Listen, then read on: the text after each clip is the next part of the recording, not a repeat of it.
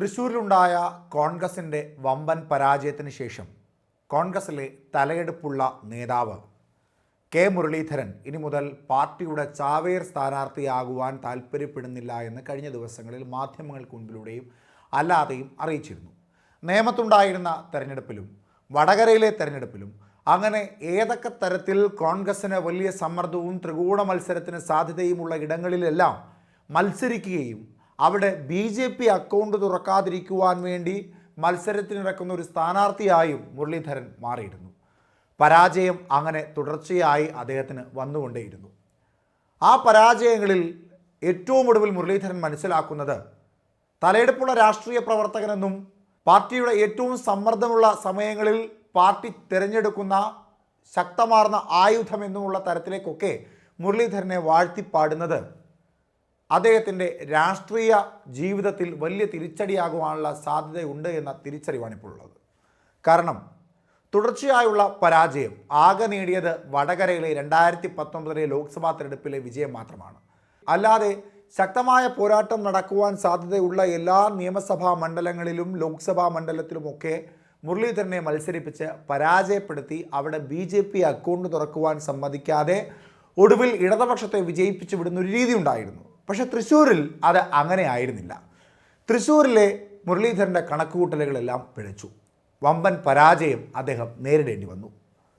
സുനിൽകുമാർ വിജയിച്ചിരുന്നെങ്കിൽ പോലും തനിക്ക് ഇത്രയും സങ്കടം ഉണ്ടാകില്ല എന്നും താൻ മത്സരിച്ചിട്ടും BJP തൃശ്ശൂരിൽ അക്കൗണ്ട് തുറന്നതുമൊക്കെ മുരളീധരനെ സംബന്ധിച്ച് വലിയ സങ്കടത്തിന് അത് കാരണമാക്കി.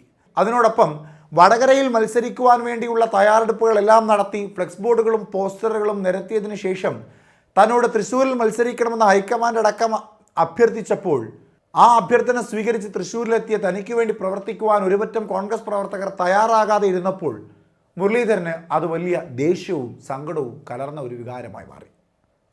അതോടുകൂടി ഇനി മുതൽ തെരഞ്ഞെടുപ്പ് രാഷ്ട്രീയത്തിലേക്ക് താൽക്കാലികമായി താനില്ല എന്നൊരു തീരുമാനം മുരളീധരൻ എടുക്കുന്നു. KPCC പക്ഷേ അതിൽ വലിയ എതിർപ്പോ അല്ലെങ്കിൽ അതിനോട് അനുയോജിച്ചോ ഒന്നും തന്നെ പറഞ്ഞിട്ടുമില്ല. മുരളീധരൻ പറഞ്ഞ വാചകങ്ങളെ നിശബ്ദമായി കേട്ടിരുന്നത് മാത്രമാണ് KPCC ചെയ്തത്. ഒപ്പം മുരളീധരൻ പറഞ്ഞ മറ്റൊരു പ്രധാനപ്പെട്ട കാര്യം വട്ടിയൂർക്കാവിനെ സംബന്ധിച്ചുള്ള കാര്യമാണ്. അതായത് ഇനി മുതൽ താൻ വട്ടിയൂർക്കാവിലെ തൻ്റെ വീട്ടിലുണ്ടാകും, വട്ടിയൂർക്കാവിലെ ജനങ്ങളുടെ എല്ലാ സുഖവിവരങ്ങളും അന്വേഷിച്ച് അവരുടെ സുഖങ്ങളിലും ദുഃഖങ്ങളിലും അവരോടൊപ്പം തോളോട് തോൾ ചേർന്ന് നിന്ന് താൻ ഉണ്ടാകും എന്ന് മുരളീധരൻ പറയുമ്പോൾ അതിന് മറ്റൊരർത്ഥം കൂടിയുണ്ട്. ശേഷിക്കുന്ന 2 വർഷം കൂടി കഴിയുമ്പോൾ 2026 നിയമസഭാ തെരഞ്ഞെടുപ്പ് വരാൻ പോവുകയാണ്.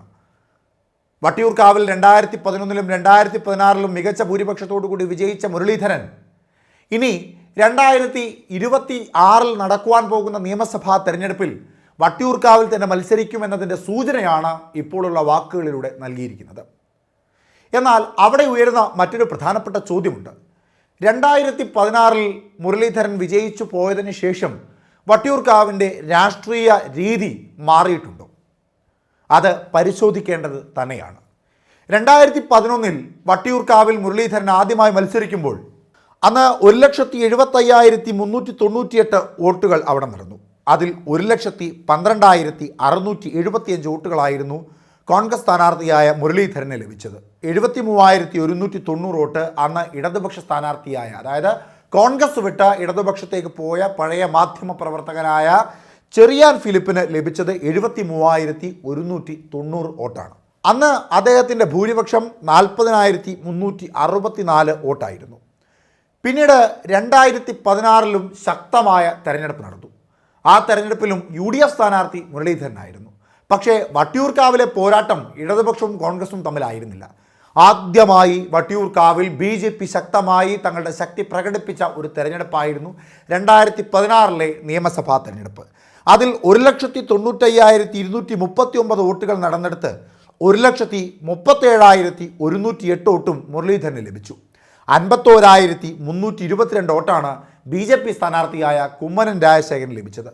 അതായത് 2011 മുരളീധരന് ലഭിച്ചതിനേക്കാൾ 3000-ൽ പരം വോട്ടുകളുടെ ഭൂരിപക്ഷം 2016 നിയമസഭാ തെരഞ്ഞെടുപ്പിൽ BJP 2ാം സ്ഥാനത്ത് വന്നെങ്കിലും മുരളീധരൻ ലഭിച്ചു.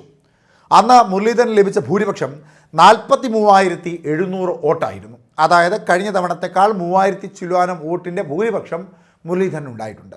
പിന്നീട് 2019 വടകരയിലെ സ്ഥാനാർത്ഥിയായി മുരളീധരൻ എത്തുന്നു. ഇത്തവണ ഷാഫി പറമ്പിൽ എത്തിയതുപോലെ വടകര റെയിൽവേ സ്റ്റേഷനിലേക്ക് അദ്ദേഹം എത്തുമ്പോൾ ജനസാഗരമായിരുന്നു മുരളീധരനെ സ്വീകരിക്കുവാൻ. അന്ന് മുരളീധരൻ വടകരയിൽ സ്ഥാനാർത്ഥിയായി പാർലമെന്റിലേക്ക് വടകരയുടെ ശബ്ദമായി എത്തിച്ചേരുകയും ചെയ്തു. ഈ സാഹചര്യത്തിൽ അവിടെ നടന്ന ഉപതെരഞ്ഞെടുപ്പിൽ ആ സമയത്ത് തിരുവനന്തപുരത്തിൻ്റെ നഗരഹൃദയങ്ങളിലും ഗ്രാമങ്ങളിലുമെല്ലാം ശ്രദ്ധേയനായി നിൽക്കുന്ന ഒരു സ്ഥാനാർത്ഥിയെ, അതായത് തിരുവനന്തപുരത്തിൻ്റെ മേയറായ വി കെ പ്രശാന്തിനെ വട്ടിയൂർക്കാവിലേക്ക് ഇടതുപക്ഷം സ്ഥാനാർത്ഥിയായി തീരുമാനിക്കുന്നു. അങ്ങനെ നഗരസഭയുടെ മേയർ ബ്രോ പിന്നീട് വടകരയുടെ സ്ഥാനാർത്ഥിയായി എത്തുന്നു. അവിടെ കോൺഗ്രസിൻ്റെ സ്ഥാനാർത്ഥിയായി മുരളീധരൻ പോയപ്പോൾ പിന്നീട് മത്സരിച്ചത് കെ മോഹൻകുമാറാണ്. കെ മോഹൻകുമാറിനെതിരായി വി കെ പ്രശാന്ത് ആ തെരഞ്ഞെടുപ്പിൽ നേടിയത് 1,23,930 വോട്ടുകളാണ്. അതായത് 1,97,570 വോട്ട് നടന്നെടുത്ത് 1,23,930 വോട്ടുകൾ വി കെ പ്രശാന്ത് നേടി. അവിടെ കോൺഗ്രസിൻ്റെ സ്ഥാനാർത്ഥി 54,830 വോട്ട് നേടി. 40,365 വോട്ടിൻ്റെ ഭൂരിപക്ഷമായിരുന്നു വി കെ പ്രശാന്തിന് ഉണ്ടായത്. അതോടുകൂടി വി കെ പ്രശാന്ത് വട്ടിയൂർക്കാവ് പിടിച്ചെടുക്കുന്നു. 2016 ബി ജെ പിക്ക് ഉണ്ടായിരുന്ന ഒരു മേൽക്കൈ 2019 നിയമസഭാ തെരഞ്ഞെടുപ്പിൽ ഉണ്ടായില്ല. കോൺഗ്രസും ഇടതുപക്ഷവും തമ്മിലായി പിന്നീടും പോരാട്ടം. എന്നാൽ 2021 പിന്നീട് നടന്ന നിയമസഭാ തെരഞ്ഞെടുപ്പിൽ വി കെ പ്രശാന്ത് കുറച്ചുകൂടി ശക്തനാകുന്നു. കഴിഞ്ഞ തവണത്തേക്കാൾ കൂടുതൽ വോട്ടുകൾ 2021 നിയമസഭാ തെരഞ്ഞെടുപ്പിൽ വി കെ പ്രശാന്ത് നേടുന്നു. 2021 വി കെ പ്രശാന്ത് തൻ്റെ ജനസ്വീകാര്യതയും ജനങ്ങൾക്കിടയിൽ അദ്ദേഹത്തോടുള്ള മതിപ്പും അതിൻ്റെ ആഴവും വർദ്ധിപ്പിച്ചു. അതായത് 2011 ഉണ്ടായിരുന്ന കോൺഗ്രസിൻ്റെ സ്ഥിതിവിശേഷമായിരുന്നില്ല 2021 2021 മൂന്നാം സ്ഥാനത്തേക്ക് കോൺഗ്രസ് പിന്തള്ളപ്പെടുന്നു. ബി ജെ പിയും എൽ ഡി എഫും തമ്മിലായി പിന്നീടുള്ള പോരാട്ടം. എന്നാൽ 2024 ലോക്സഭാ തെരഞ്ഞെടുപ്പിൽ സാഹചര്യം പിന്നെയും മാറിമറിയുകയാണ്. 2024 ലോക്സഭാ തെരഞ്ഞെടുപ്പിൽ കോൺഗ്രസ് വിജയിച്ചു വന്നെങ്കിൽ പോലും വട്ടിയൂർക്കാവിൽ കോൺഗ്രസും ബി ജെ പിയും തമ്മിലുള്ള കടുത്ത പോരാട്ടമായിരുന്നു നടന്നത്. ആ കടുത്ത പോരാട്ടത്തിൽ രാജീവ് ചന്ദ്രശേഖറാണ് ശശി തരൂരിനേക്കാൾ കൂടുതൽ വോട്ടുകൾ നേടിയിരിക്കുന്നത്. രാജീവ് ചന്ദ്രശേഖർ നേടിയിട്ടുള്ളത് 53,205 വോട്ടുകളായിരുന്നു. 44,803 വോട്ട് ശശി തരൂരും നേടി. ഈ സാഹചര്യത്തിൽ ബി ജെ പിക്ക് വട്ടിയൂർക്കാവിലുള്ള സ്വാധീനം വർദ്ധിച്ചിരിക്കുന്നു. അതുകൊണ്ട് ഇനി വരാൻ പോകുന്ന നിയമസഭാ തെരഞ്ഞെടുപ്പിൽ 2011 മുരളീധരൻ ഇവിടെ നിന്ന് വിജയിച്ചു പോയൊരു രാഷ്ട്രീയ സാഹചര്യമല്ല വട്ടിയൂർക്കാവിൽ നിലവിലുള്ളത്. അത് 2016 ചെറിയ തോതിൽ മാറുന്നു, 2019 കാര്യമായി മാറുന്നു, 2021 നിയമസഭാ തെരഞ്ഞെടുപ്പിൽ അതിൻ്റെ ആഴവും വ്യാപ്തിയും കൂടി ഇടതുപക്ഷത്തിന് വേരുള്ള ഇടമായി മാറുന്നു. എന്നാൽ 2024 വരുമ്പോൾ ബി ജെ പി കുറച്ചുകൂടി സ്വാധീനം വർദ്ധിപ്പിക്കുന്നു. അതായത് തൃശ്ശൂരിലും നേമത്തുമൊക്കെ നടന്നതുപോലെ ശക്തമായ ത്രികോണ മത്സരം നടക്കുവാൻ സാധ്യത ഏറെയുള്ള ഒരു നിയമസഭാ മണ്ഡലമായി വട്ടിയൂർക്കാവ് മാറാൻ പോകുന്നുവെന്ന് നിസ്സംശയം പറയുവാൻ സാധിക്കും.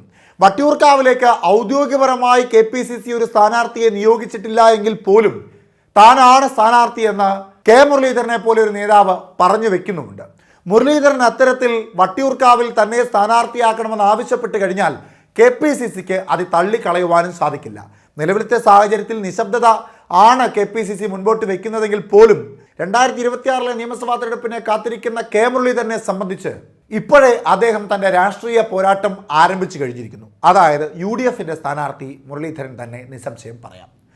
വി കെ പ്രശാന്ത് തന്നെ വീണ്ടും മേയർ ബ്രോ എന്ന രീതിയിൽ, അതായത് 2019 മികച്ച ഭൂരിപക്ഷം നേടി 2021 നിയമസഭാ തെരഞ്ഞെടുപ്പിൽ വിജയിച്ച വി കെ പ്രശാന്ത്, അതായത് MLA എന്ന രീതിയിൽ യാതൊരു തരത്തിലുള്ള കോട്ടവും ഉണ്ടായിട്ടില്ലാത്ത ഒരു സ്ഥാനാർത്ഥി, അദ്ദേഹം ഇടതുപക്ഷത്തിൻ്റെ സ്ഥാനാർത്ഥിയായി മത്സരിക്കും.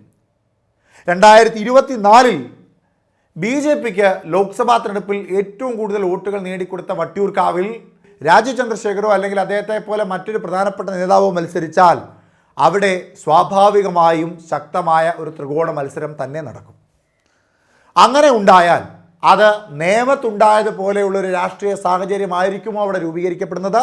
അതല്ല തൃശ്ശൂരിലുണ്ടായതുപോലെ മുരളീധരന് വീണ്ടും ഒരു കനത്ത തിരിച്ചടി ഉണ്ടാകുമോ എന്നുള്ളതാണ് ഇപ്പോഴത്തെ പ്രധാന ചോദ്യം.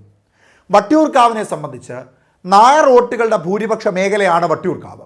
അവിടെ മുരളീധരനെ പോലൊരു നേതാവ് UDF സ്ഥാനാർത്ഥിയായി വരുമ്പോൾ NSS വോട്ടുകൾ അതോടൊപ്പം തന്നെ ന്യൂനപക്ഷ വോട്ടുകളും കാര്യമായ രീതിയിൽ ലഭിക്കുമെന്ന ആത്മവിശ്വാസം മുരളീധരനുണ്ട്. ഇതേ ആത്മവിശ്വാസം തൃശ്ശൂരിലും ഉണ്ടായിരുന്നു എന്നതും വളരെ പ്രധാനപ്പെട്ട ഒരു കാര്യമാണ്.